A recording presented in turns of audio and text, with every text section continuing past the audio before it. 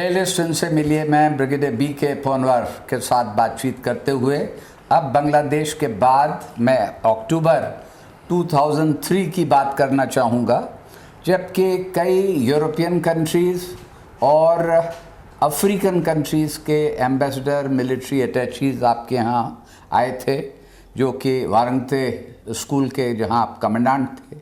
वो क्या किस्सा था साहब? ऐसा हुआ 71 की लड़ाई हुई, फिर मैं कमांडो इंस्ट्रक्टर गया और उसके बाद IMA में पोस्टिंग हुई, हायर कमांड वॉर कॉलेज में गया और आखिरी सर्विस 2 साल बचे थे।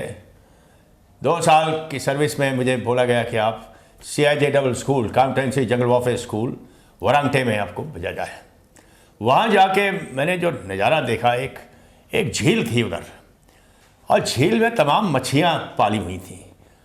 इसलिए झील थी कि मच्छी पालेंगे, मच्छी खाएंगे।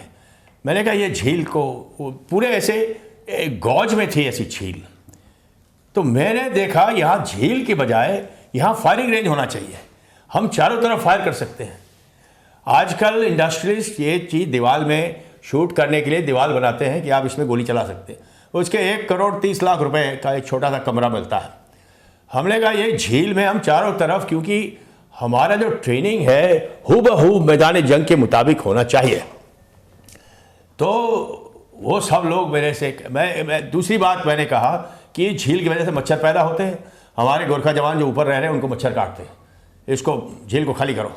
साहब कैसे होगी? नहीं हो सकती है, एक झरना है, ऐसे नहीं हो सकता। हमने सीखा है साइंस में, the water seeks its own level.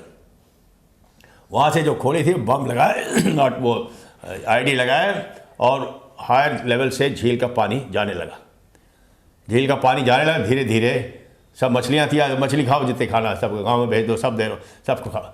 और धीरे धीरे पानी चलता गया और पेड़ लगाए, JCB मंगाया, उसको लेवल कर दी और वहाँ चारों तरफ फायर करने के लिए अलग अलग किस्म के फायरिंग रेंज बना दिए। और आप आसमान करीब 60-70 गज से ऊपर से पूरा रेंज ऐसा दिख सकता है। वो चीज़ की ट्रेनिंग अब नई तरीके से शुरू हो गई। और फिर करीब 2 बस लोड, कितने थे, 30-40 मुल्कों के जो MAs थे, मिलिट्री अटैचेज, AMAs, और उनके परिवार के साथ उनको पूर्वोत्तर राज्य का सैर कराई थी। तो नागालैंड गए, मणिपुर गए, जहाँ उनके पास 24 घंटे बचे हुए थे कि इसको कहाँ भेजें। हमारे पास अभी ये लोग हैं। हवाई जहाज़ को सिलचर भेज दिया और ने कहा इनको 1 दिन के लिए वारंगटे भेज दो। हमारे को खबर आई कि वो लोग आ रहे हैं। मैंने कहा ठीक है, आ जान दो।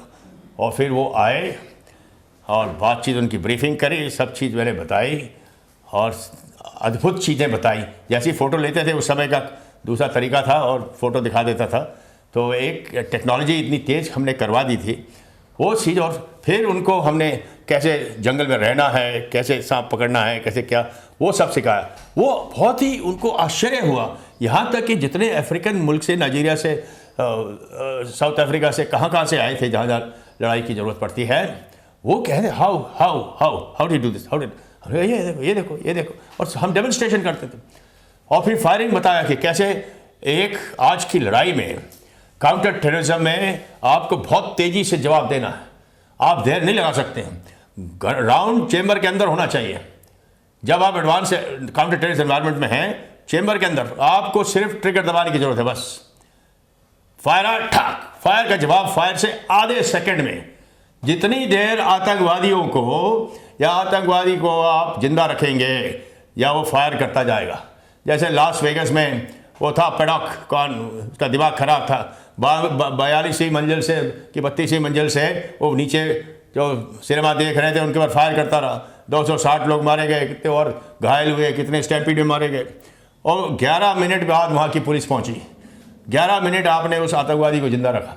इसलिए ये सब उनको बताया कि what is a counter terrorist environment battle, how to fight a guerrilla like a guerrilla, you have to be like them. तभी आप घुल मिल जाएंगे उस युद्ध में, उस युद्ध वातावरण में, तभी उसका मुकाबला कर सकते हैं। वो आश्चर्य से देखते हैं सब चीज़। और वो देखा, फायरिंग रेंज बनाया, वो देखा। उन्होंने जाके बोला यहाँ तो और आना चाहिए, कैन वी कम। मैंने खुला, दरवाज़ा खुला है, कभी भी आ जाइए, यहाँ न्योता की ज़रूरत नहीं है। आपको सहूर सीखना है, आपको अपनी जान बचाना है, अपने सिपाहियों की जान बचाना है, देश की रक्षा करने, आपका स्वागत है।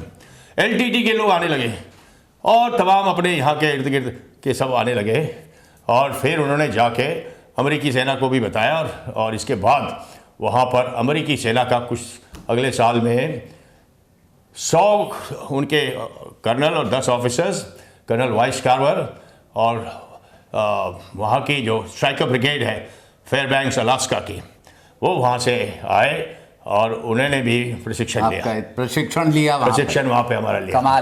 कमाल है और ये एक तरह से इंस्टीट्यूशनलाइज्ड हो गया उसके बाद। शुक्रिया। यहाँ पर ये वीडियो ख़त्म होता है लेकिन हमारी बातचीत जारी रहेगी, देखते रहिए।